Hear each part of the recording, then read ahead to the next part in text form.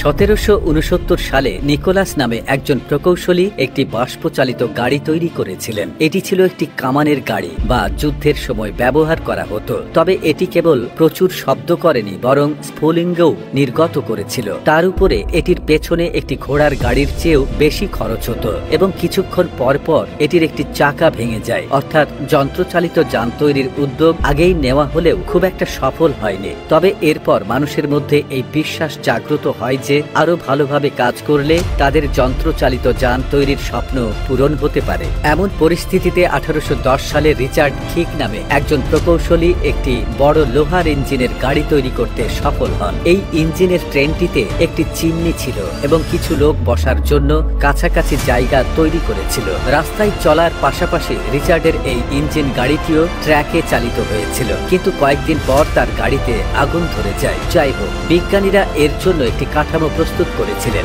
যা ছিল এই রকম। এই গাড়ি থেকে বিকট শব্দ আসছিল, এ কারণে এই যানটির নাম দেওয়া হয়েছে পাফিং ডেভিল। পাফিং ডেভিল মানে শয়তান যে শব্দ করে। এই ট্রেনটি যখন প্রথম ট্র্যাকে চলতে শুরু করে তখন এটি থেকে স্ফুলিঙ্গ এবং শব্দ নির্গত দেখে আশেপাশের লোকেরা এটিকে শয়তান বলে মনে করেছিল। তারা জানতো না যে এই ধরনের একটি গাড়ি আছে, তারা বুঝতো শুধু গরুর গাড়ি আর ঘোড়ার গাড়ি। যাই হোক, প্রথম ইঞ্জিন ট্রেনটি পুড়ে যাওয়ার পর রিচার্ড হাল ছাড়েননি এবং 1803 সালে তিনি একটি দ্বিতীয় বাষ্প ইঞ্জিনের ট্রেন তৈরি করেন এবং কর্নওয়াল থেকে লন্ডন ভ্রমণ করেন। কিন্তু এই যাত্রার সময় ইঞ্জিনের অবস্থা সম্পূর্ণ খারাপ হয়ে যায়। এরপরে রিচার্ড ভেবেছিলেন যে এই বাষ্পীয় ইঞ্জিনের গাড়িটি যদি রাস্তার পরিবর্তে লোহার ট্র্যাকের উপর চালিত হয় তবে এটি দীর্ঘ সময় ধরে চলতে সক্ষম হবে। তাই তিনি কোম্পানির সাথে কথা বলে কর্নওয়াল থেকে লন্ডন পর্যন্ত একটি ট্র্যাক স্থাপন করেন এবং তারপর 1804 সালের 21 ফেব্রুয়ারি 25 টন লোহা এবং 70 জন লোক বহনকারী একটি ট্রেন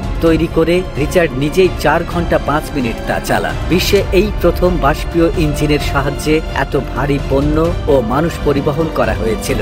যদিও বন্ধুরা, এই আবিষ্কারটি করা হয়েছিল, কিন্তু এই সময় পর্যন্ত ট্রেনটিকে খুব ব্যয়বহুল এবং কম উপযোগী বলে মনে করা হয়েছিল। এ কারণে কোনো কোম্পানি এই প্রকল্প গ্রহণ করাকে লাভজনক মনে করেনি। লোকে মনে করত এতে শুধু ক্ষতিই হবে, কারণ তখন অনেক ডাকাত ইত্যাদি ছিল এবং রেল লাইনও ঠিক মতো বসানো হয়নি। রিচার্ডের পক্ষে একা এই সমস্ত কিছু পরিচালনা করা মোটেও সহজ ছিল না। তবে এই ক্ষেত্রে ম্যাথিউ মার্ফি, যিনি একজন খুব ভালো প্রকৌশলী এবং ব্যবসায়ী ছিলেন এবং সর্বদা এমন একটি যান তৈরি করতে চেয়েছিলেন যা ঘোড়ার উপর নির্ভর করবে না, অতএব তিনি 1812 সালে রিচার্ড দ্বারা তৈরি বাষ্প ইঞ্জিনে অনেক পরিবর্তন করেছিলেন। প্রথমত সেই স্টিম ইঞ্জিনটিকে নতুনভাবে পরিবর্তিত করা হয়েছিল এবং তারপর 1812 সালে এটি প্রথমবারের মতো বাণিজ্যিকভাবে চালানোর জন্য ট্র্যাকে চালানো হয়েছিল। এরপর আসে স্টিফেনসন। তিনি কয়লা ইঞ্জিন ব্যবহার করে এবং বিশ্বের বিভিন্ন স্থানে ট্রেন নিয়ে যাওয়ার জন্য পরিচিত হন। তিনি তার ছেলের নামে